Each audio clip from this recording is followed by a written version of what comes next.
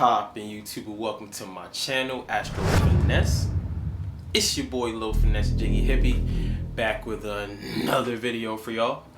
And in this video right here, we're going to be talking about if you have Chiron in the third house or in the sign of Gemini.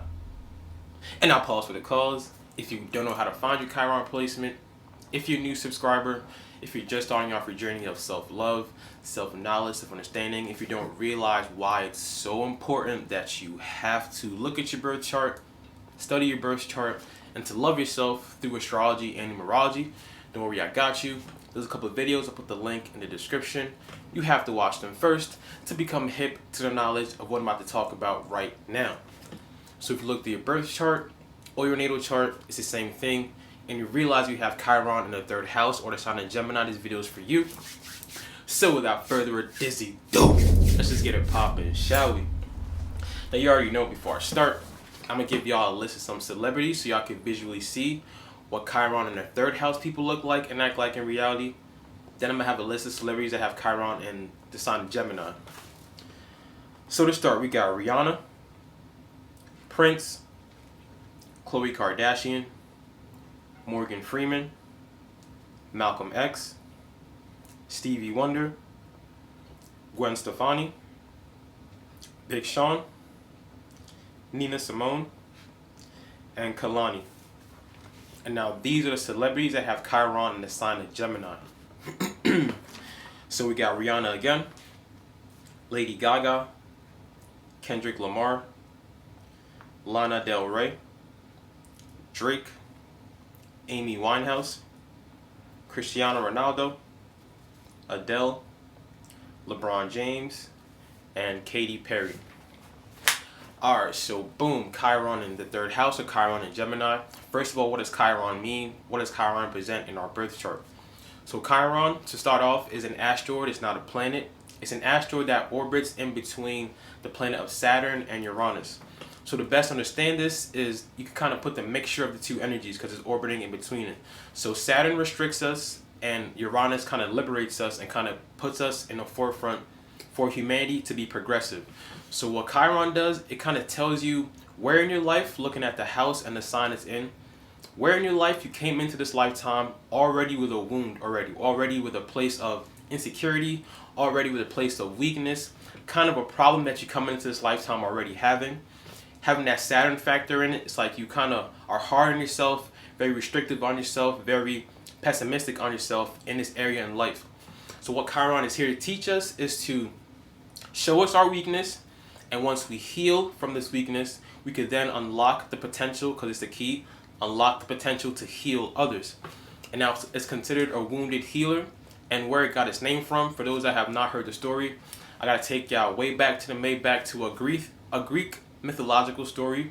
So remember, this is a myth, so take the symbols of the story. Don't focus too much on the details, but take the symbols of the story. So Chiron was abandoned at birth. His father was Kronos, or Saturn. He had a reputation for eating his children after they were born because he was afraid that his children will overthrow his power, will grow up and become more powerful than him. And his fear was true because one of his sons, Zeus, actually did that. But Chiron's father, Kronos, was out looking for Zeus. So during this, he came across a nymph named Philyra. He was attracted to her and he wanted to get with her basically, but Philyra did not want nothing to do with Kronos. So her trying to run away, she turned herself into a mare or a horse to run away from Kronos. And then Kronos was like, nah, I'm not having that. He turned himself into a horse to try to get with Philyra. So he got together with her. You could say that he raped her because she did not want nothing to do with it. So out came Chiron. He's a bastard child. Remember, Chiron's mother did not want nothing to do with Kronos in the beginning. So he's like a bastard child. And because Chiron came out like half horse, half human, half god, it's like he came out so different.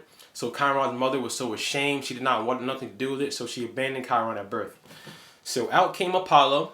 Apollo was like the god of enlightenment, the god of wisdom. So Apollo took Chiron under his wing. He taught Chiron things about poetry, about music, about healing, about astrology. He just put a lot of knowledge into Chiron's life, to the point that Chiron actually began to become a master healer, a master teacher. he began to start training other gods. He became like a very prominent figure in that lifetime. So he was abandoned at birth. Apollo came along, taught him knowledge, and then Chiron became a healer. So that's where that's where that healing factor come in. So then, fast forward, Hercules. So fast forward, Hercules had a fight with the other centaurs. Remember, a centaur is a half man, half horse. Chiron is a centaur, half man, half horse, half god. So he had a fight with other centaurs, and Hercules accidentally hit Chiron in the hip with a poison arrow. And now, because Chiron's father is Kronos or Saturn is a god, Chiron can never die. He's immortal himself. So that wound that he got accidentally, that poison arrow, became a wound that he couldn't heal himself. At the same time, like I said before, he was like a master healer, healing others, teaching others. So that's where the wounded healer came in, as in that he had the wound, he couldn't heal himself, but he was out healing others. And the pain was so detrimental to the point that he was praying and begging the gods, like, please let me die, even though I can't die, I'm immortal, but please let me die because this pain is too much, I can't bear it. And then that's where they say the constellation of Sagittarius came along in the sky, was when Chiron finally officially was able to rest in peace or to die, whatever. So all that put together is where you get the wounded healer effect coming in when it comes to Chiron. So now what does it mean having Chiron in Gemini or Chiron in the third house? So we already know Gemini energy, third house energy is all about communication. Third house energy is all about your community, your immediate community, immediate family, siblings. So especially when it comes to communication, Chiron in here kind of gives you that wound of you being pessimistic on yourself with your thoughts, the way you express yourself, and how you talk to others.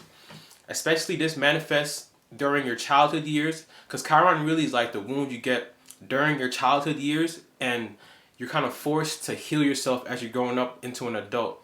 And if you don't heal yourself as you're growing up into an adult, that wound you got as a child will still be manifesting into you as you get older. So a lot of times these people, when they're growing older, during childhood, like during elementary school years, they feel like they have like a learning disability. They feel like they have a hard time expressing themselves, how they truly feel, what they truly want to say. A lot of times it'll be harder for them to learn like everybody else. They have a different way of learning. So a lot of times they'll be put into like remedial classes, or they might think they have this dyslexia, or they have like some type of learning disability, or trying to compute information disability. Because remember, Mercury rules Gemini. Third house energy is all about communication and how we generate information and how we calculate it and compute it, how we express it out. So Chiron, the wound here for these people growing up is like, damn, my opinions don't matter when I'm trying to speak up for myself, when I want to say something. People either shut it down, or they pretend like they're hearing me, or they don't hear me, or they ignore me. So that wound, that insecurity for these people is through their communication, through their expressiveness. So that's where you have to work on healing, is your way to express yourself and to communicate. And now think back to you when you were a child, anybody that was a child in like kindergarten through like 5th grade. Those that had the learning disabilities, those that felt that they kind of didn't fit in because of the way they thought, the way they talked, things like that.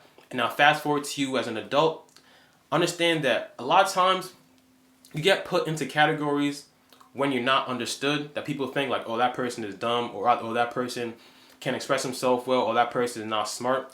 Not knowing that even though at that time you didn't express yourself well, those that are quiet usually have the most opinions, have the most to say, and then those that talk the most usually don't say nothing at all.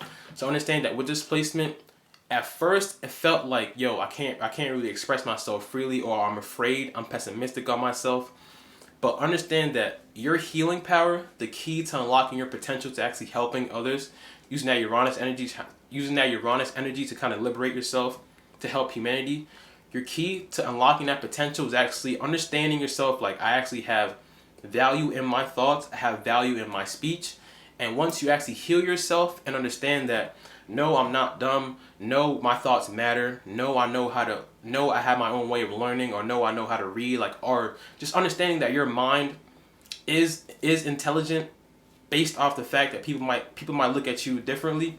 Once you heal yourself and actually work on these things within yourself, you will notice that you actually have a healing power for speaking to people You have a healing power for seeing someone else that actually went through the same thing you went through as a child, seeing someone else going through learning disabilities, seeing someone else that have a hard time speaking, and you can actually heal that person because you've been through the ringer, I would say. You've been through the hardships of not knowing how to express yourself. So these people will be great like speech therapists, anything that has to do with communication and helping someone open up and express himself communicative wise.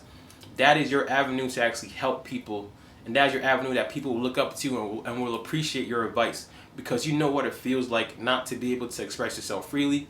You know what it feels like not to be able to get your thoughts across freely. So understand that the wound you come into this lifetime with, that wound is your insecurity about your mind, about your speech, about your communication, about you just being able to speak up for yourself. And once you understand this, that you understand it's not your fault that you have this placement. It's not your fault that you come across differently when you're speaking. It's not your fault. But once you take the responsibility to try to work on these things and heal and forgive yourself and to love yourself and heal yourself through your communication and the way you talk and your speech, you will realize like, damn, even though I used to think I wasn't able to speak, I'm actually really talented now. I'm actually really great at this, to the point that I can actually teach others and help others learn and open up themselves. And also, third house energy has to do with your siblings. So it's like your siblings have they have the power to really hurt you internally if you allow it. It's like your sensitive spot could be with the people around you, your siblings. Schoolmates could have bullied you or made fun of you for the way you talk, the way you speak. It's like, when it comes to your immediate community, your immediate surroundings, third house energy, that wound is there. So keep in mind that you don't really put too much value on someone else's opinions about how they view you, especially when it comes to your speech and communication.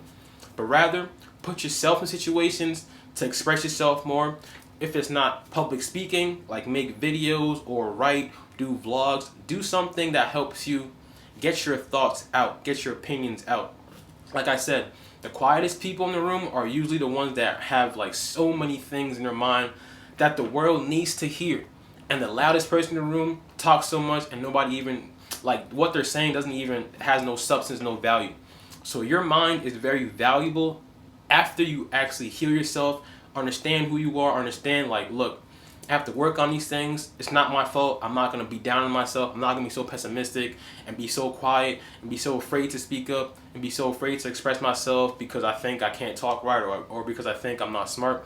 Once you get all those thoughts out your mind and actually work on healing this part in your life, communication, you will realize like you're actually gifted at teaching people, helping people, and actually gifted at getting your thoughts across.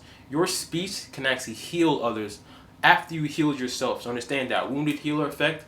You will be wounded because you've been through the ringer, you've been through the bullshit, I would say, when it comes to expressing yourself. So that's that wound you have already. But healing others is understanding, overcoming these obstacles, overcoming the hardships, and being able to express yourself out freely now as you're getting older, as an adult, to help others also do the same. So you become a master at helping others who has been through the similar experiences as you had as a child. So that was my video on Chiron in the third house. I hope y'all enjoyed that. My next video is going to be on Chiron in the fourth house, and you already know I'm about to go in. If you have subscribed to my channel, you already know I fuck with y'all heavy. Appreciate y'all for real. But if you still haven't subscribed yet, go ahead and handle that one time for your boy.